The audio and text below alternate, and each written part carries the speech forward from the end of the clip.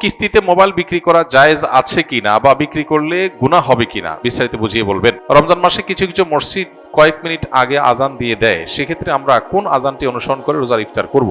বাবা তার একমাত্র কন্যাকে জীবদ্দশায় সব সম্পদ লিখে দিতে চাইলে ইসলামী শরীয়তের দৃষ্টিকোণ থেকে কোনো বিধিনিষেধ আছে কিনা? খুবই গুরুত্বপূর্ণ একটি প্রশ্ন। আমাদের সমাজে যাদের একটি বা দুটি মেয়ে, কোনো ছেলে সন্তান নাই, সে সমস্ত বাবারা বেশিরভাগ ক্ষেত্রেই এই ধরনের কিছু একটা করে যেতে চান যে আমার সম্পদ যেহেতু আছে, এই সম্পদ মেয়েকে সব লিখে দিয়ে যাই। কারণ কেন লিখে দিয়ে যেতে চান? কারণ বাবার মৃত্যুর পর মেয়েরা সম্পদ পাবে নির্দিষ্ট হারে। অবশিষ্ট সম্পদ দেখা যায় যিনি মারা গেছেন, তার ভাই বোন, তার ভাতিজা, যাদেরকে ফারায়েজের ভাষায় আসাবা বলা হয়, অর্থাৎ কোরআন এবং হাদিসে যাদের জন্য নির্দিষ্ট হিস্সা ঠিক করা আছে, এরা বাইরে এদের ছাড়া যারা আছে তাদেরকে আসাবা বলা হয়। এই আসাবারা পেয়ে যাবে। আত্মীয়র একটা বিশেষ ক্যাটাগরিকে আসাবা বলা হয়।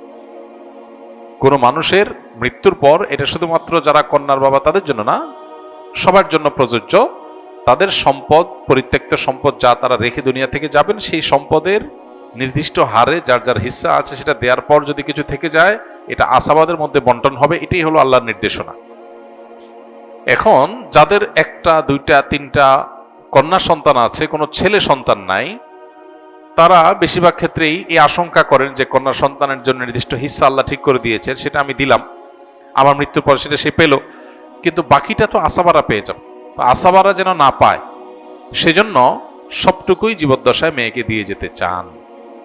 এটা জায়েজ আছে কিনা এ সম্পর্কে প্রথম কথা হলো, আল্লাহ রাব্বুল আলামিন কোরআনে হাকিমে সম্পদ বন্টনের যে হার ঠিক করে দিয়েছেন, এটাকে আল্লাহ তাআলা আল্লাহর ভাষায় বলেছেন হুদুদুল্লাহ।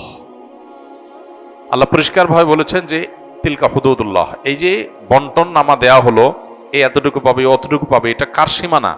আল্লাহর সীমানা। আল্লাহর সীমানা লঙ্ঘন করা এটা জঘন্য এবং ভয়াবহতম অপরাধ। আল্লাহ রাব্বুল আলামিন মৃত ব্যক্তির পরিত্যক্ত সম্পদে যাকে যা দিতে বলেছেন তাকে তা দেওয়া, এটা আল্লাহর নির্দেশ। আল্লাহ বলেছেন ফরিদাতুম মিনাল্লাহ, এটা আল্লাহর নির্ধারণ। এটা কে ফিক্স করেছেন? আল্লাহ করেছেন। আল্লাহ তাআলা পরিষ্কারভাবে বলেছেন এটা আল্লাহর নির্ধারণ, এটা আল্লাহর সীমানা, অতএব এগুলো ক্রস করা যাবে না। মুশকিল হলো আমরা বেশিরভাগ মানুষ, আমরা আমাদের আপন বলতে বুঝি নিজের স্ত্রী, ছেলে মেয়েকে। খুব বেশি হলে বাপ মাকে আমরা হয়তো কাউন্ট করি। বেশিরভাগ মানুষই আমাদের গণ্ডিটা সীমাবদ্ধ হলো স্ত্রী এবং ছেলে মেয়ের মধ্যে। পরিবার বলতে এটুকু বুঝি। আমরা হয়তো সাময়িক বিভিন্ন পরিবেশ পরিস্থিতিতে বিভিন্নভাবে প্রভাবিত হই। কিয়ামত পর্যন্ত আগত সকল সমাজের সকল মানুষের জন্য আল্লাহর বিধান প্রযোজ্য এবং ইনসাফপূর্ণ এবং সবচেয়ে ন্যায্য। আমরা মনে করি যে আমার জীবদ্দশায় সব মেয়েকে বা ছেলেকে বা যাকে আমি মনে করি আপন, তাকে দিয়ে গেলে বোধহয় কল্যাণ হবে। বহু বাবা আছেন সকল সম্পদ বিশেষ ছেলের নাম, বিশেষ মেয়ের নামে লিখে দিয়েছেন, কিন্তু জীবদ্দশাতে দেখে গেছে যে ওই ছেলে মেয়ের হাতে বেজ্জত হয়েছে। কারণ সম্পদ পাওয়ার পর তারা চোখ উল্টে ফেলছে। কেন আল্লাহ তাআলা নির্ধারণ করে দিয়েছেন? কেন আল্লাহ তাআলা জীবদ্দশায় সবাই দিয়ে যাওয়ার পরে উৎসাহ দেন নাই?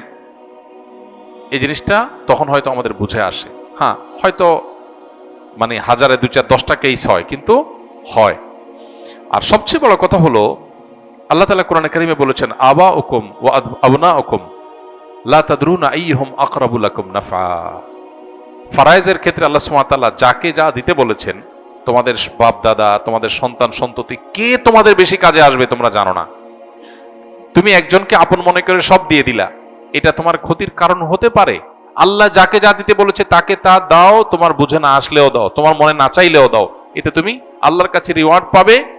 আর মনে রাখবে, তোমার জন্য আল্লাহর নির্ধারণটা তোমার নির্ধারণের চাইতে বেশি গুরুত্বপূর্ণ এবং বেশি উত্তম। আল্লাহর চাইতে বেস্ট বা বেটার, সর্বোচ্চ পরিকল্পনাকারী, সবচেয়ে উত্তম পরিকল্পনাকারী আর কেউ নাই।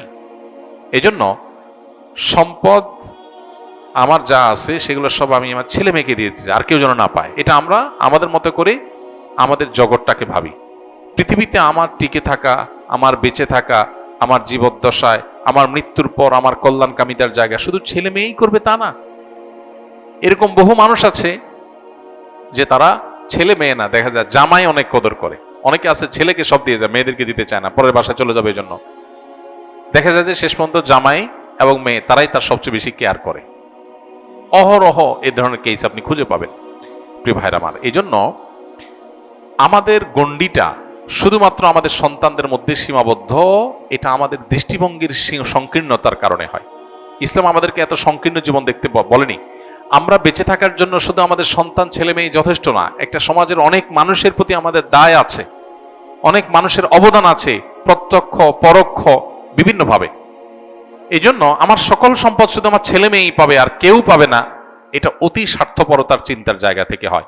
আর মনে রাখা দরকার, সন্তানকে সম্পদ দিয়ে গিয়ে ধনী বানানো যায় না। আল্লাহ তাআলা যদি ধনী না বানান, আপনি সকল সম্পদ দেওয়ার পরে ওটা ফকির হয়ে যাবে। আল্লাহ যাকে যা দিতে বলেছেন, ইমানদার হয়ে থাকলে আল্লাহর নির্ধারণের পরে আস্থা রাখেন, ইয়াকিন রাখেন। হ্যাঁ, আপনি আপনার জীবদ্দশার সন্তানকে অবশ্যই দান করতে পারেন। বাবা তার সন্তানকে হেবা করতে পারে। আপনার 2টা বা 3টা সন্তান হয়েছে, আপনি তাদেরকে সম্পদের থেকে যা খুশি তা দিতে পারেন, কিন্তু যা দিবেন সমান হারে দিবেন। যে কয়জন আছে দেন, কিন্তু সব দিয়ে যাবেন, একটু রেখে যাবেন না। কেন? কারণ রেখে গেলে অন্যরা ভাগ পাবে, সেজন্য। তাহলে অন্যকে বঞ্চিত করার জন্য সন্তানকে দিয়ে বড়লোক করে দিতে চাইছেন, এই বড়লোকই তার কাজে আসবে না বা এই বড়লোকই টিকবে না। এই জন্য এই অ্যাপ্রোচ বা এই উদ্যোগটা প্রশংসনীয় কোনো উদ্যোগ নয়। হ্যাঁ, আপনার যদি মনে হয় আমার মৃত্যুর পর আমার মেয়ে বিপদে পড়তে পারে, অন্যরা তাকে না দিতে পারে, তাহলে আপনি তাকে পর্যাপ্ত দেন, কিন্তু কিছু রাখেন যে মৃত্যুর পর সেগুলো যেন বন্টন অন্তত হতে পারে। কিছুই রাখবেন না, এটা আপনার নিজের জন্য ক্ষতিকর, আর এটা শরিয়ার নির্দেশনাও না।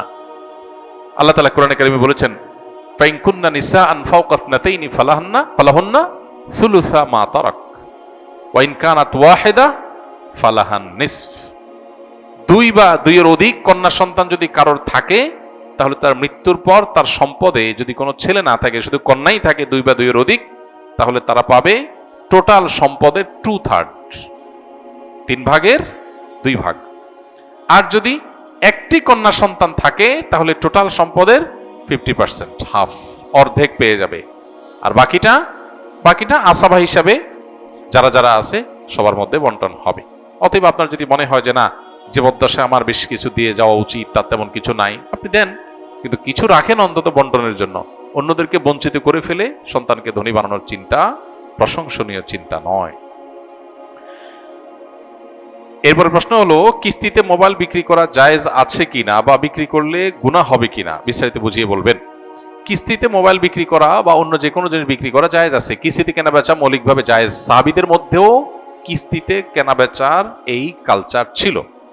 নবীজি সাল্লাল্লাহু আলাইহি সাল্লাম এই ব্যাপারে কোনো নিষেধাজ্ঞা আরোপ করেন নাই, বরং তার সম্মতি পাওয়া যায়, সেখান থেকে বোঝা যায় যে কিস্তিতে কেনাবেচা করা জায়েজ আছে। এখন কিস্তিতে কেনাবেচা করলে যেটা হয়, সাধারণত নরমাল কিস্তিতে, যদিও আমাদের বড় বড় বিভিন্ন আপনার কোম্পানিগুলো তাদের ফ্রিজ বা বিভিন্ন আইটেম বিক্রি করার ক্ষেত্রে কিস্তিতে বিশেষ পলিসি অবলম্বন করে, যেগুলো কারণে সেটা নাজায়েজ হয়।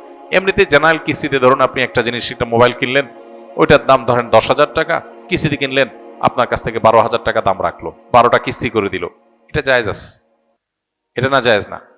কিন্তু এটার কোনো প্রক্রিয়া আপনার নাজায়েজ হয়, সেটা আপনাকে ভালো করে জেনে নিতে হবে যে আপনি যখন কিস্তিতে কোনো বিশেষ লেনদেন করবেন, বিশেষ করে যখন সেখানে এই সহজ লেনদেনের বাইরে আরো কোনো শর্ত আরোপ হবে, তখন আপনাকে ভাবতে হবে যে সেটা শরিয়া আপনাকে অনুমোদন করে কিনা। রমজান মাসে কিছু কিছু মসজিদ কয়েক মিনিট আগে আজান দিয়ে দেয়, সেক্ষেত্রে আমরা কোন আজানটি অনুসরণ করে রোজার ইফতার করব? সূর্য ডুবেছে এটা নিশ্চিত হয়ে গেলে আমরা ইফতার করতে পারবো। ইফতারের সাথে আসলে তো আজানের সম্পর্ক নাই, যদিও আমরা সূর্য ডুবার পরপরই আজান দিয়ে থাকি মসজিদগুলোতে। অতএব সূর্য ডুবার আজান দুইটাকে আমরা একই অর্থে ধরে নিয়েছি, যদিও ইফতারের টাইমিং এর সাথে আজানের সম্পর্ক নেই। সম্পর্ক কিসের? সূর্য ডুবার। অতএব সূর্য ডুবেছে এটা নিশ্চিত হয়ে গেছেন, আপনি ইফতার করতে পারবেন। এত মিনিটে সূর্য ডুবে গেছে, এত মিনিট পার হয়ে গেছে, মানে নিশ্চিত আপনি ইফতার করতে পারবেন। আজান 2 মিনিট পরে দিলেও কিছু আসে যায় না। এখন কোন মসজিদে যদি মুয়াজ্জিন টাইমে 2 মিনিট আগে আজান দিয়ে দেয়, তাহলে ইফতার করা যাবে না, আপনাকে দেখতে হবে টাইম। হতে পারে মুয়াজ্জিন ভুল করেছেন। অতএব নির্দিষ্ট টাইম যত মিনিটে সূর্য ডুবে তখন আমাদেরকে ইফতার করতে হবে। সাধারণত সূর্য ডোবার যে টাইম তার আগে আজান কেউ দেয় না, যদি দেয় সেটা ভুলে দিয়েছে, অ্যাক্সিডেন্টলি হতে পারে।